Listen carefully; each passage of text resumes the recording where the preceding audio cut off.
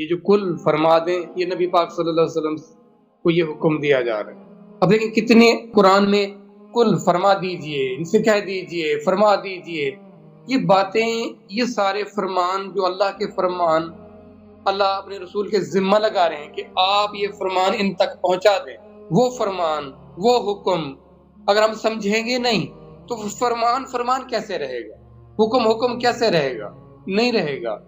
اللہ کے نبی صلی اللہ علیہ وسلم آپ تک وہ فرمان پہنچا رہے ہیں، وہ آپ سے فرما رہے ہیں، وہ اللہ کی بات آپ سے فرما رہے ہیں۔ جو بچاؤ کا راستہ ایک ہے راستہ، اللہ اور اس کے رسول کی اطاعت، اور کوئی راستہ نہیں۔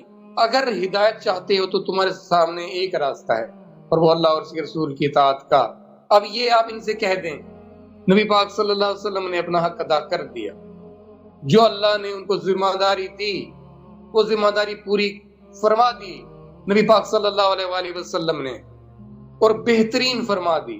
اب میرے آپ کے ذمے کیا ہے؟ اب ان کی اطاعت کرنا ہے، جیسے وہ آپ کو حکم دیتے ہیں اس حکم کو ہر صورت میں قبول کر لو۔ یہ ہے ہمارے اوپر ذمہ داری۔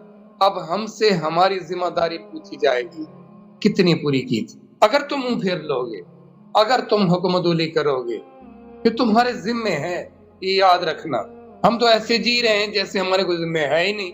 ہم ہوتے کون ہیں؟ اپنی من مرضی کرنے والے۔ ہماری مرضی کا دخل ہے کدھر؟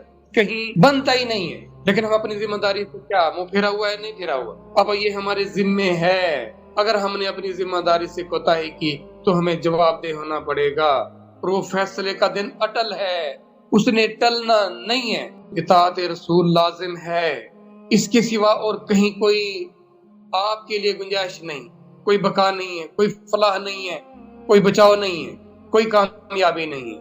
یہ یقین ہونا چاہیے۔ یہ اس یقین کی کمی ہے ہمارے اندر، اس کمی کو ٹھیک کرنا ہے، اس یقین کو حقیقت کے اس لیول پر لے کر آنا ہے، تسلیم کرنا ہے، ہاں واقعی ایسا ہے نا۔ ہدایت کہاں ملے گی آپ کو؟ اللہ آپ کو ہدایت بتا رہے ہیں کہ ہدایت اطاعت رسول میں ہے۔ جیسے ان کا حکم ہے ویسے کرو، جیسے ان کا طرز عمل ہے ویسے کرو۔ تو یہ کہہ دیا جاتا ہے جی اس سے کیا فرق پڑتا ہے، یہ سنتی تو ہے، تو اس سے فرار نہیں ہے۔ اپنی ذمہ داری کو واقعی ذمہ داری سمجھیں، اس ذمہ داری کو کامیابی سے نبھانا یہ میرے آپ سب کے ذمے ہے۔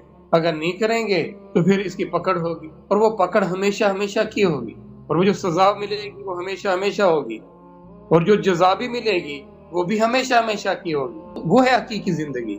یہ تو اللہ فرماتے ہیں کہ زندگی تو وہ ہے جو تمہیں آگے دی جانی ہے، کاش تم اس کو جانتے ہوتے، تمہیں یہ علم ہوتا، تمہیں اس حقیقت سے آگہی ہوتی۔ لیکن ہم اس دنیا کے بہلاوے میں ایسے بہلے ہوئے ہیں کہ جیسے وہ زندگی کچھ ہے ہی نہیں، یہی زندگی ہے، یہی جینا ہے۔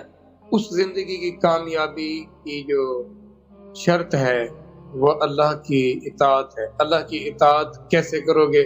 جیسے اللہ کے رسول آپ کو کر کے دکھاتے ہیں کہ ایسے کرو۔